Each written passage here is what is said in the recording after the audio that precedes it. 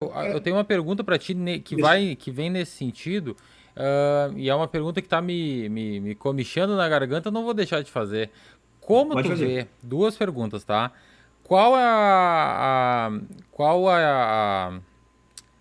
a importância do governo federal nessa melhora do Estado e como tu vê o trabalho do Paulo Guedes no governo federal? Eu vou te falar do governo federal de forma geral, não entrando na gestão nenhuma. Eu sou um tecnocrata e vou me permitir E falar eu, como tecnocrata. eu pergunto para ti exatamente por isso. Porque se eu for perguntar para um, vai dizer que tá uma maravilha e não se mexe. Ou para outro, vai dizer que tá um horror e não se mexe. Tecnicamente. Nós vivemos um país, Diego, que ele tem um viés presidencialista, que ele vem de uma raiz de império, né? Que eu estou explicando essa questão histórica para tu poder entender a minha linha de raciocínio e por que eu vou responder dessa forma.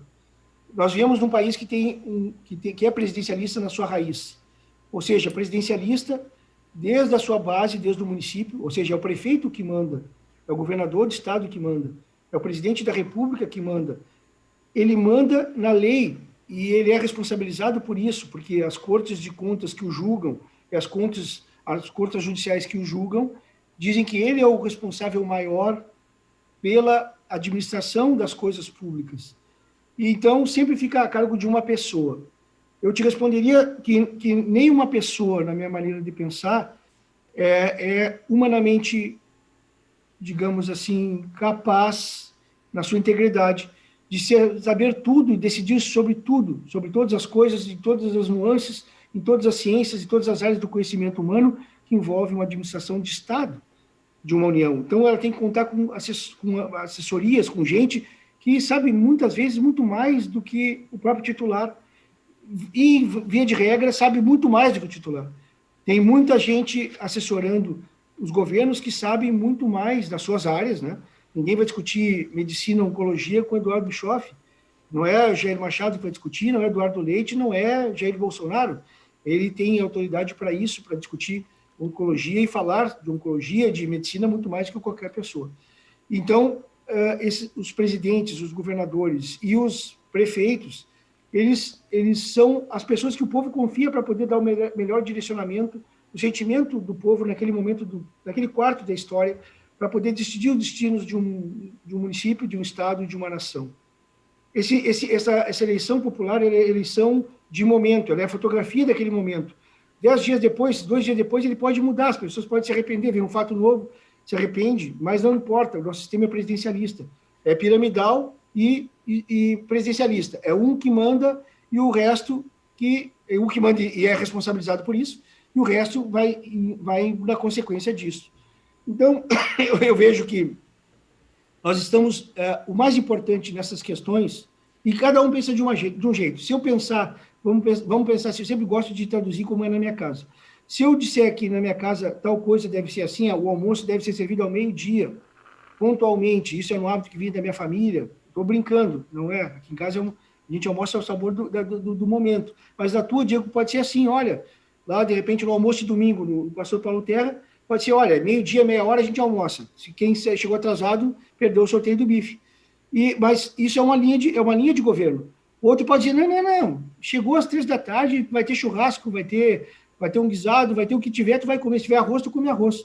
Entendeu? Outros vão dizer, olha, passou da meia hora, se 1 hora tu não chegou, já está a sobremesa servida e a mesa já está tirada, tu não almoça mais. Ou seja, são 3 visões diferentes do mesmo fato. E estão errados? Não.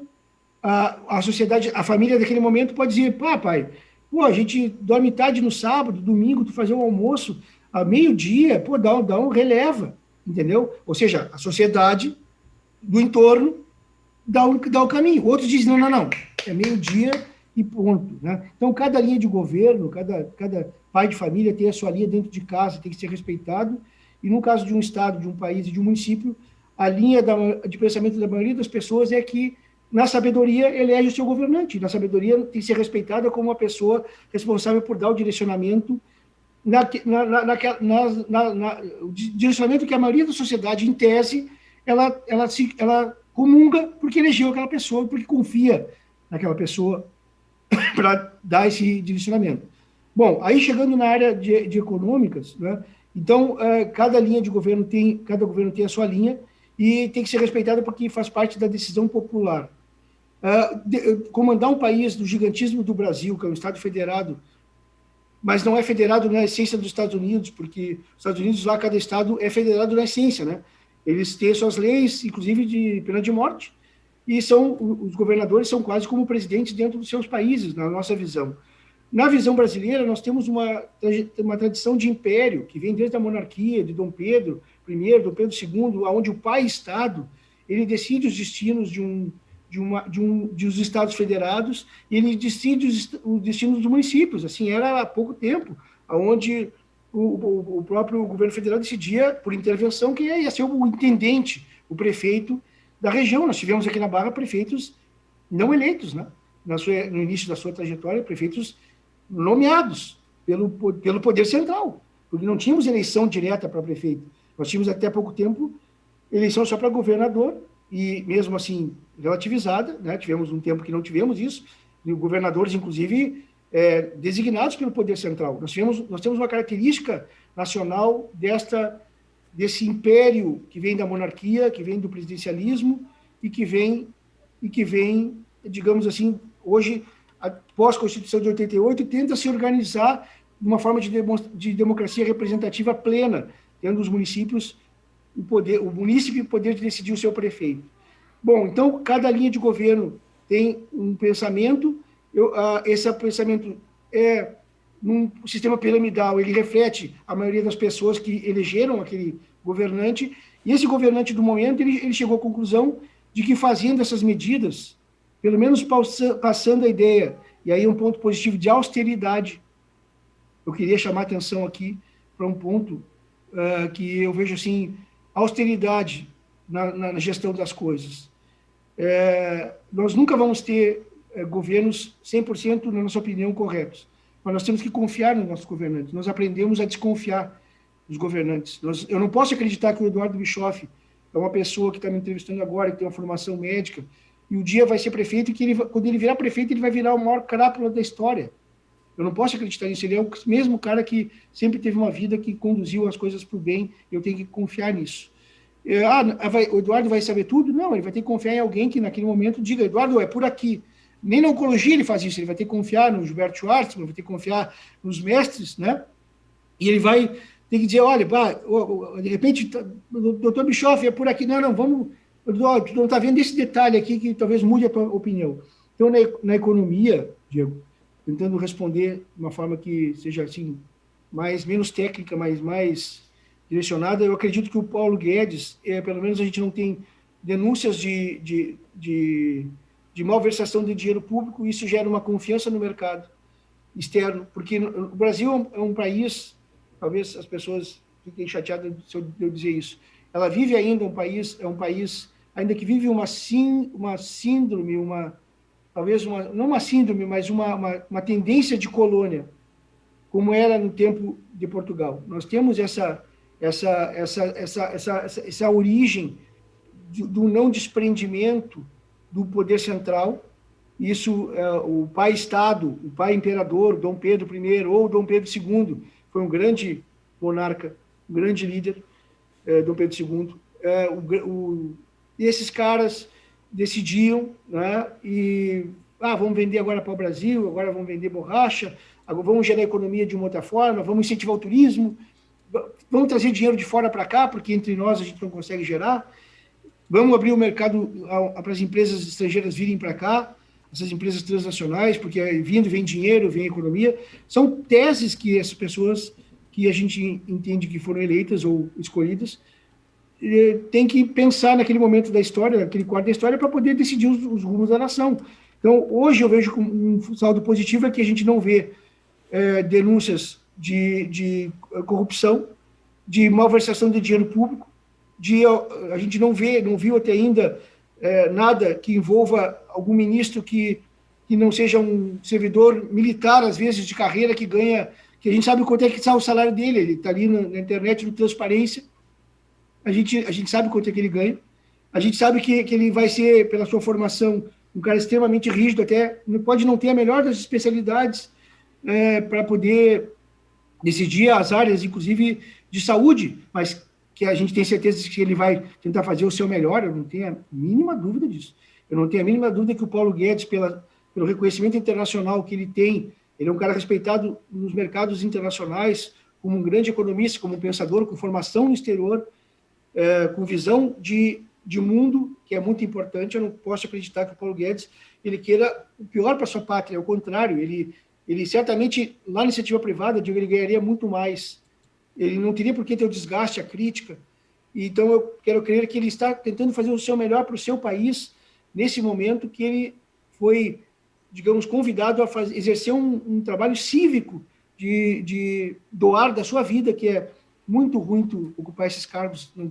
Esses cargos que a gente ocupa, eu não me comparo, mas são duros da própria saúde. Eu estou agora com uma úlcera de esôfago que adquiri fora a Covid, vindo que passei. Antes de Covid, eu fui diagnosticado com uma úlcera de esôfago, exatamente por essas tensões, né? Essas coisas que a gente enfrenta e tem que enfrentar com resiliência, mas com disposição de acertar. Claro que eu errei muitas vezes, mas nunca foi não querendo acertar e dar o tiro certinho na mosca para o melhor das pessoas que me cercaram, porque o meu ganho não era não era vinculado às minhas decisões certas. O que eu ganho está na internet, né? Não, todo mundo sabe, independente da posição que eu ocupo. Eu quero acreditar que o Paulo Guedes ele está tentando fazer o seu melhor.